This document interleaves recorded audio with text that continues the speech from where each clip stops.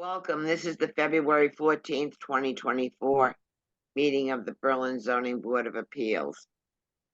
It is being held via Zoom webinar. Panelists and attendees are advised that their image, voice, and telephone number may be recorded for the record. I'll call the meeting to order at 7:06 p.m. Let me introduce the members of the board. As I call your name, please raise your hand and say present. Jim Roya. Present. You said Denny's not going to be here. Susanna Roberts. Here. Ginny isn't here yet. Pat Jackson isn't here. Keith Susie. Here. Leanne Leahy, Administrative Assistant for the Inspection and Land Use Boards. Here. And I'm Lynn Ryan. Okay. On the agenda, we have approved the 2023 annual report. Did anyone have any input? You'll notice that I put like the website where they can connect.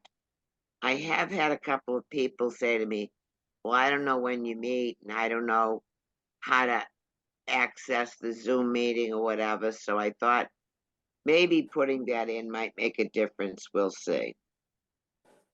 Approve the past meeting minutes. Oh, we got to take a vote. I'm sorry. So I'll entertain a motion to approve the 2023 annual report for the ZBA as presented. So moved. That was Jim. Second. Okay. Susanna second. I'll do a roll call vote. Keith? I wasn't at the last meeting, so I'll abstain for the vote on it. Okay. This is for the annual report, not minutes. Oh, sorry. Yes. Okay, so you're an Aye. aye. Yep. Jim Roya, Aye. Susanna Roberts, Aye. and Lynn Ryan is an aye. So we have an annual report. You'll send that forward, will you, Leanne? I will. Thank you. Now we're at approval, past meeting minutes. So you weren't there, Keith. So the three of us were, the three of us are sufficient to vote on it. I'm trying to think if I was at that meeting. No, you weren't there last month either, Jim. Yeah. Okay, so let's pass over that and put it on our next agenda. Yeah, unless we get Ginny or Pat. Okay, so I'll entertain a motion to pass over the approval of the minutes for January. Is there such a motion? So moved. Second. By Jim and second by Susanna. I'll take a roll call vote. Keith, Aye. Jim, Aye. Susanna, Aye. and I'm an aye. Okay, so we'll put that on for next time. Jenny's not here to talk about warrants. Communications received. Are you aware of anything that we've gotten, Leanne? We have received a new application for a accessory apartment and variance on Dudley Road for next month. And today's the deadline, so something else could come in tonight. I'm not anticipating anything, but it's always a possibility.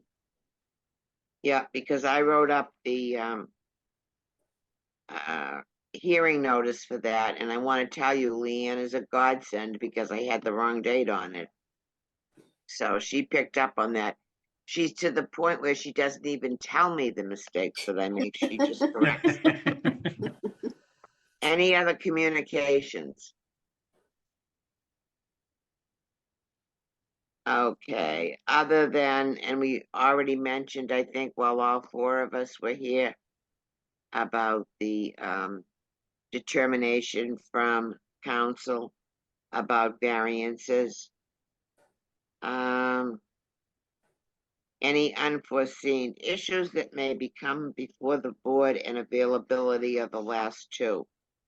I want to mention that the CPTC annual meeting at Holy Cross in Worcester is on the 19th of March. Is anyone planning to attend? Yeah, I looked at that, but I couldn't find what they had for workshops. Is it It's up out there. there? It's out there. I looked at it today. I don't know when they put it there, but it is out there. I was not thrilled. I think most all of the workshops that I've taken, there were a couple I might be interested in, but let us know, because we'll reimburse anyone for mileage, and we'll reimburse them for their attendance, the registration fee. Yeah, that's kind of tricky. If I pay by PayPal, I don't Right. think the town likes that as a receipt. And I asked for an emailed receipt last year and I didn't get one. I managed to get, Yeah, I got reimbursed, but we went together, okay? yeah, I remember. And I was very disappointed because they told us there, because I paid by check, and they told us there that we would be able to, that they would send us confirmation of our payment. And neither of us ever got it. Nope. And again, that's masscptc.org. And there is a banner there on the annual conference. But other than Susanna, you don't think you're going, Jim? No, I've given Okay. up on them. Us and Keith. Not planning on it, no. So far, the two possibilities are Susanna and myself. Hey, We Lynn, already can we, mentioned, What? sorry, I must have a lag. Sorry about that. The variance from town council, did you send that or did it come from? I Louis- forwarded I'm it not- to everyone. It should have come from the ZBA, Town of Berlin ZBA email. Okay, I can't seem to find it. I remember seeing it. I'll see if I can dig it up again. I I'm can on my resend phone, it. but yeah, remember because seeing it basically says that we should only do dimensional variances. She did say something to the effect that there is a possibility that you could consider the size of the truck a dimensional variance, but she said she feels that we were right in doing that. The reason I asked for it is I was going to put that in the decision for 107 Coburn, that it was beyond our authority to authorize the variance. But at the time, I didn't know if that was kosher or not. Does everybody know that hard copies of the petition for 52 Dudley Road are in the box to be picked up? Yeah, I was gonna mention that. I'll send it out electronically and there's also hard copies at town offices. Because I picked mine up. It was helpful in writing the hearing notice. And again, thank you to Susanna for alerting me to the Clampert's property. Again, it'll be interesting to see because Tim said something that, they were going to be meeting with council about something. And he'd be asking if it was beyond their authority to challenge the fact that it says something about commercial property, because it is not. And again, we talked about the 180 River Road. Susanna and Jim, you attended the last planning board meeting, right? Yeah, Yes. Now, there was supposed to be one last night, but it's funny. If you notice on the My Town Government, usually when a meeting gets canceled, it says canceled on the outside. Well, this one didn't. It said canceled on the inside. I tried for about 20 minutes to log into their meeting, only to finally read everything and say, oh, it's been canceled. I was a little frustrated. We talked about town meeting and that it's May 6th. And again, I had just asked Leanne, does anyone here know if their term is up this year? We think you're one of the ones, Jim, but Leanne's gonna check and she's gonna get to you folks. Yeah, I'll check on that.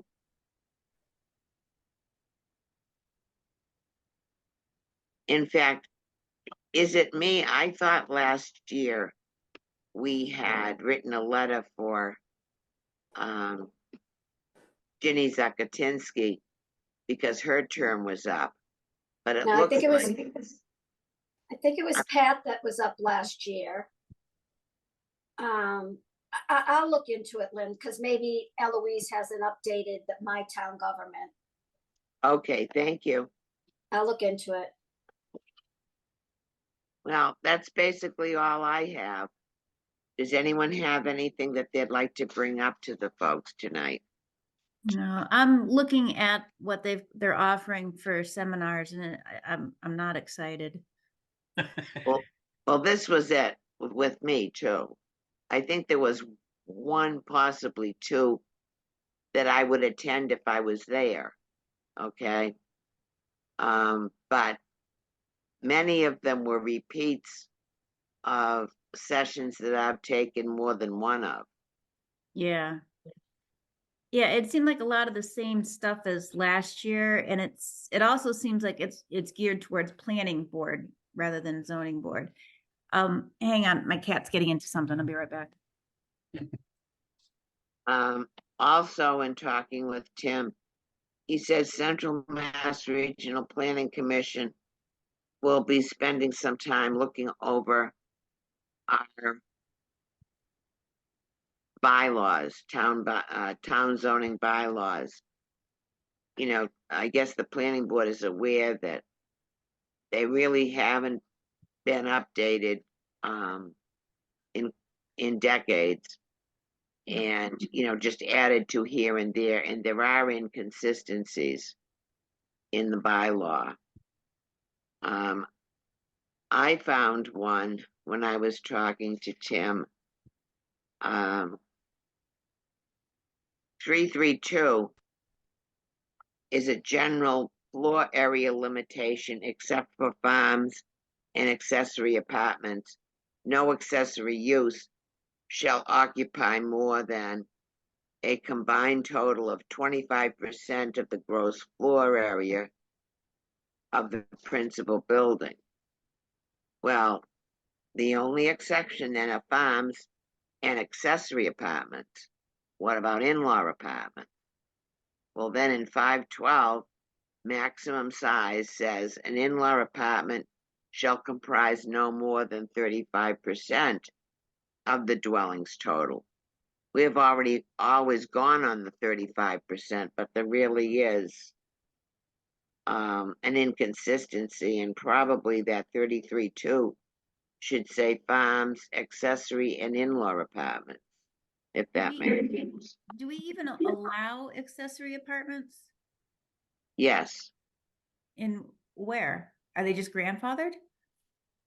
Well, the apartment that we are talking about at 52 Dudley is an accessory apartment, Not an This is- in-law. not an in-law. I didn't even know we allowed those. I better look. What- What's the difference between accessory and in-law? Obviously, in-law is family. What's accessory? Accessory is Well, family it's- also, but it's a detached apartment. It's not within the house. Do we have a definition for this? Well, we have a section in the bylaw. Table 340 lists residential uses. One of them is in-law apartment, that's followed by accessory apartment attached, which is followed by accessory apartment detached. So Right. obviously the zoning bylaw contemplates it. I don't know if there's an actual definition. Well, there's a section. There's a section for in-law apartments and there's a section right next to it for accessory apartment. But if there's an attached accessory and a detached accessory, what's the difference between an attached accessory and an in-law? Who can occupy it? Well, that's debatable too. If you read in the accessory apartment, who's allowed to live there? The definition of apartment, accessory, a group of rooms in an owner-occupied single-family residence or in a separate structure accessory to such residence with its own bathroom and kitchen facilities used as a separate apartment. So where do we allow those? Because if we allow those, then why the heck do we need that bylaw that says you can have 2 dwellings on one property? Because this already says we can do that. Because like an in-law apartment, you're Mhm. limited as to who can live there. Let me see, in the 500s here, Page 520s. 524. Page 40. Yeah. 530 is, yeah, Yeah, it's grandfathered. It's only grandfathered. well, what do you mean by that? The structure had to be in existence before January 1st, 1990. You can't build a new detached accessory apartment. The building that it's in has to have been built Yes. by 1990. Yep. Well, that's an easy fix. You only have to take out one sentence. Right. Which There's very little difference, you see?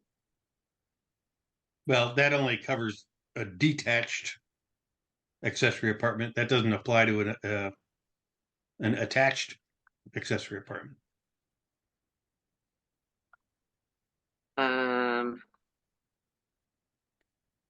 Well, it says an accessory apartment may not entail expansion or other than minor modifications to external elements that existed on January 1990. Mhm. Okay, 510 is an in-law apartment. Yeah. And as you can see, the criteria for approval lists who can live there. Yeah. And then we have accessory apartment, okay? And It's criteria for 520. issuance of a special permit, okay? And then the special permit conditions. And then when you get to 524, it talks about a detached accessory apartment. So they separate the two.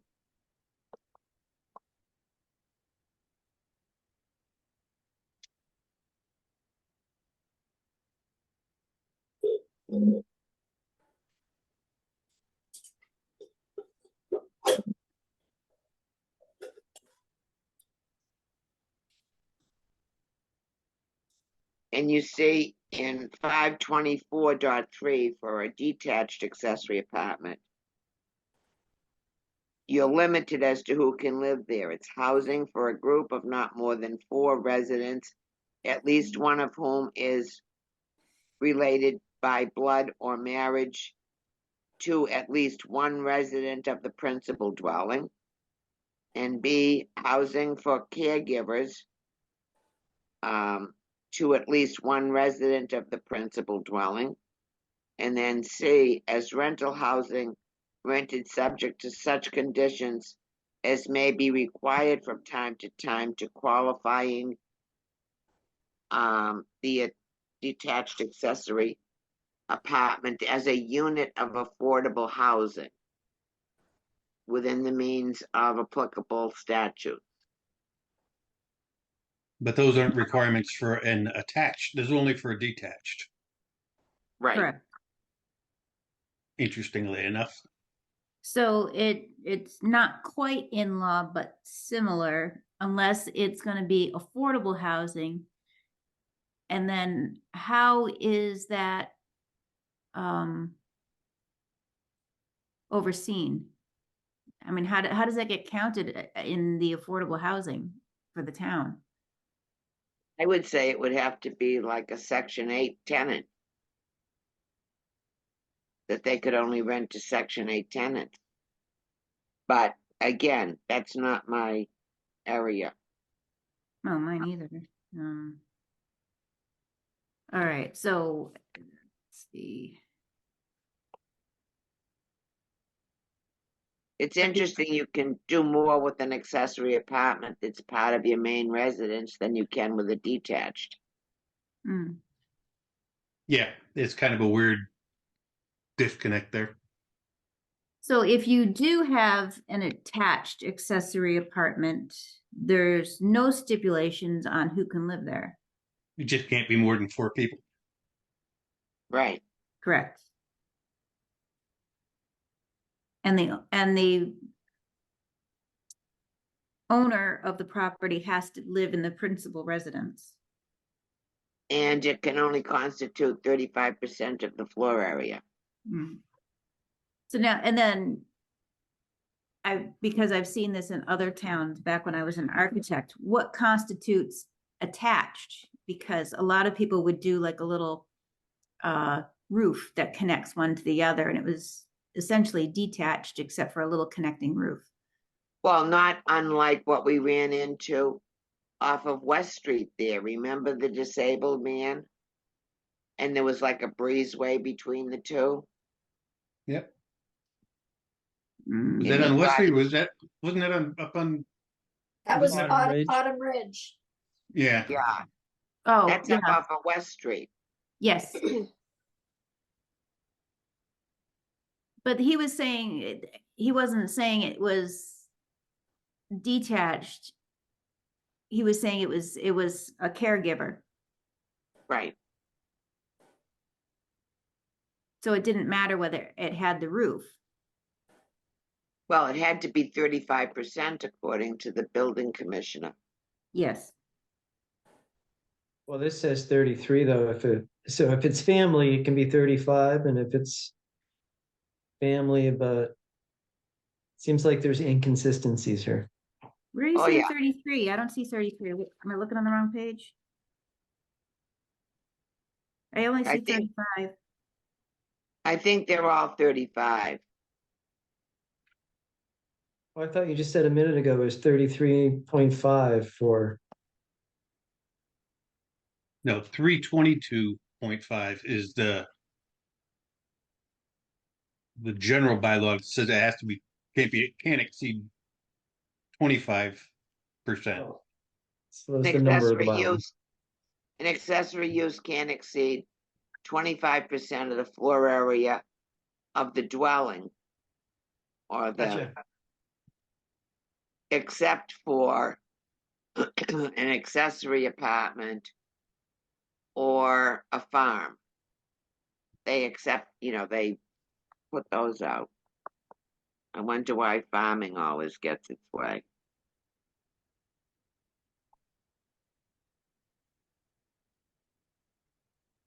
But anyway, we can continue this, but I think our work here is done as far as the meeting goes. If someone wanted to make a motion to adjourn the meeting,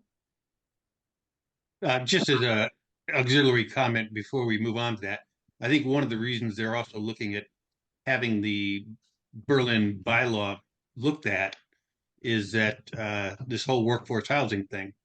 That was part of that whole presentation at the meeting that Susanna and I attended. Was they had a 10-page addendum that would have to be voted on by the town to amend the town zoning bylaw to allow that workforce housing.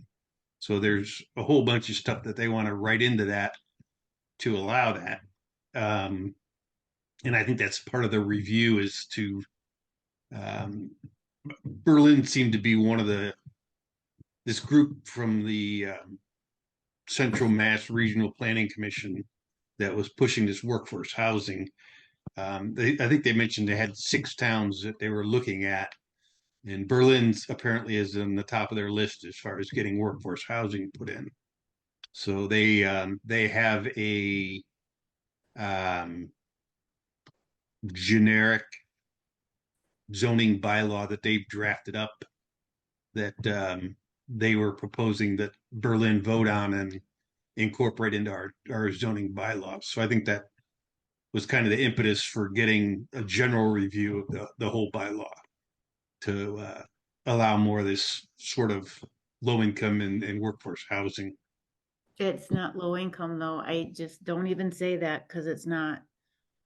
I don't understand. So I mean, I have some experience with this. My daughter lives on the vineyard. She's a nurse, and they have workforce housing for medical staff, obviously, because, a nurse can't afford to live on the vineyard, and the vineyard needs it to support their infrastructure. And I have another friend that lives up by a ski mountain up in Vermont, or maybe it's Maine, but same sort of thing. Like, they need to support the mountain far up there. And so they have workforce housing. What is it in Berlin what industry do we have that we're trying to support, workers? Is there something specific, or is it just No, like, it's just a generic term that they're throwing out there for basically it doesn't fall under any of the existing affordable housing definitions, but they're trying to find a way to build cheaper houses, basically. But how do you and guarantee it goes to a workforce? I mean, how do you guarantee if you just said, Sue, that it's not based on income, and I know, like we were saying, we're a retired lawyer in town is hoping to do that. Like what's defined as workforce then? But they're not, they don't care if it's workforce. What they were saying was their demographic was retirees and first-time home buyers that can't afford, I guess, the $600,000 to $700,000 that is the price of a single-family residence in town.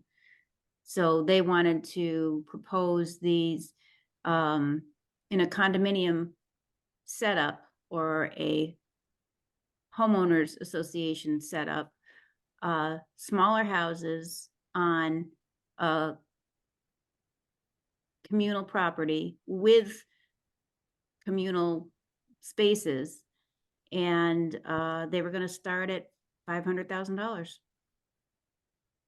and they were going to be small. So but it's there's not no limited. criteria. It's not limited to an industry in Berlin.